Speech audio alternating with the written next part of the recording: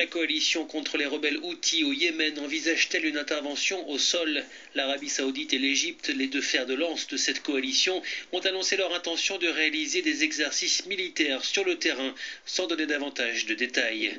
Cette annonce intervient après 3 semaines de raids aériens sur les positions des rebelles qui semblent de plus en plus sous pression. La veille, l'ONU avait demandé aux miliciens chiites de se retirer des zones conquises. Une requête illogique pour ce responsable Houthi. Il y a aujourd'hui une agression contre le Yémen, dit-il, une agression contre les civils, les infrastructures. Des ennemis de l'extérieur nous demandent de rendre les armes. Bien sûr, cela ne se produira pas. À travers l'Apocalypse de Saint Jean, la Bible du Nouveau Testament nous annonce le déclenchement d'une série d'événements qui accompagneront la fin de notre monde. Dans la religion islamique, on n'évoquerait pas ce genre d'événements devant accompagner la fin de notre monde, mais on insisterait sur l'apparition de certains signes qui en seraient annonciateurs. À travers certaines paroles du prophète de l'islam, les musulmans nous auraient dit que la fin du monde serait précédée par l'apparition de signes bien précis, une dégradation de la morale à un niveau planétaire. Bon, voilà une brève liste de ces signes. Parmi les signes de l'heure, l'apparition de la grossièreté et de l'indécence. Quand les hommes se satisferont des hommes et les femmes des femmes. Quand proliféreront les enfants adultérins. Quand les femmes seront dévêtues tout en étant habillées. Parmi les signes de l'heure, la généralisation de l'adultère. Ça, c'est la logique.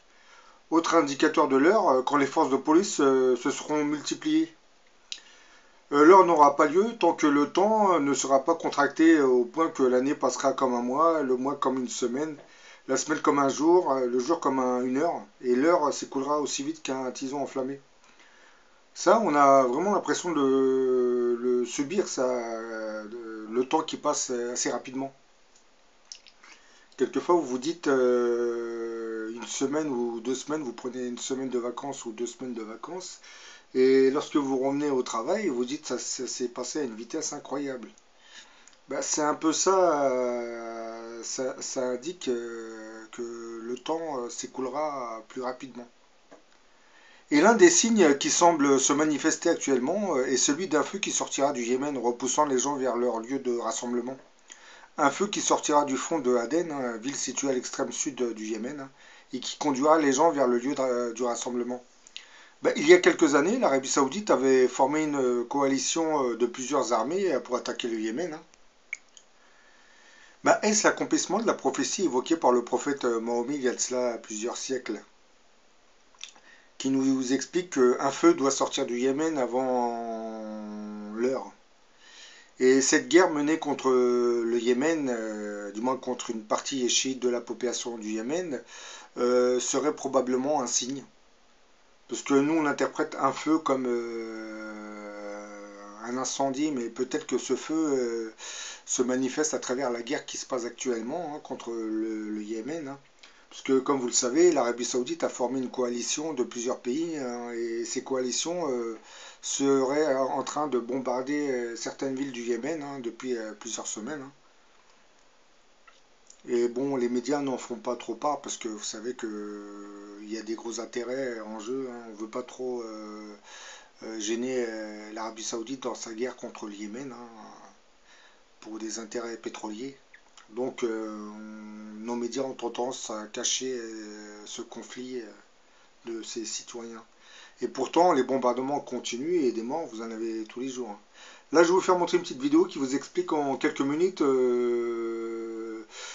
comment s'est déclenché ce conflit et vous comprendrez un peu mieux. Le Yémen est un pays de 27 millions d'habitants, situé au sud-ouest de la péninsule arabique. Il est entouré au nord par l'Arabie Saoudite, à l'est par Oman et à l'ouest par le détroit de Bab el-Mandeb qui le sépare de Djibouti et de l'Érythrée. Depuis 2014, le Yémen est le théâtre d'un violent conflit. Il oppose d'un côté les forces gouvernementales fidèles au président Abdrabbo Mansour Hadi et de l'autre la rébellion houtiste qui s'est emparée d'une partie du pays. Cet affrontement est un nouveau chapitre dans l'histoire chaotique du Yémen. Un pays déjà marqué par les rivalités entre tribus locales, les ingérences étrangères, les montées sécessionnistes et la présence d'Al-Qaïda. Alors, quels sont les différents acteurs qui s'opposent aujourd'hui sur le terrain yéménite et quels sont leurs objectifs? Pour comprendre, il faut d'abord revenir un peu en arrière. Le Yémen est un pays jeune. En 1990, la République arabe du Yémen, ou Yémen du Nord, et la République démocratique populaire du Yémen, ou Yémen du Sud, fusionnent pour former un seul État, la République du Yémen, dont la capitale est Sanaa. Mais l'État central peine à imposer son contrôle sur l'ensemble du territoire. Cette fracture nord-sud est entretenue par les revendications sécessionnistes du sud et par la rébellion des Houthis au nord. Les Houthis sont de confession zaïdite, une branche minoritaire de l'islam chiite qui représente aujourd'hui 42% de la population yéménite. Le mouvement houtiste est créé en 1994 par Hussein al-Houthi et ses frères. Ils dénoncent leur marginalisation et demandent plus d'autonomie. Depuis leur fief de Saada, dans les montagnes du nord du pays, ils mènent plusieurs insurrections qui affaiblissent l'État. En 2011, dans le sillage des printemps arabes, la révolution yéménite provoque le départ du président Ali Abdallah Saleh après 33 ans de règne. Son vice-président, Abdrabbo Mansour Hadi, lui succède en février 2012 pour mener la transition et rédiger la nouvelle constitution. Mais les discussions sur le découpage du futur État fédéral en 6 régions suscitent des mécontentements, notamment chez les Houthis.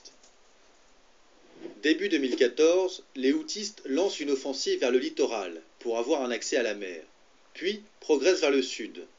Ils parviennent à mobiliser une partie de la population en se présentant comme le mouvement des déshérités.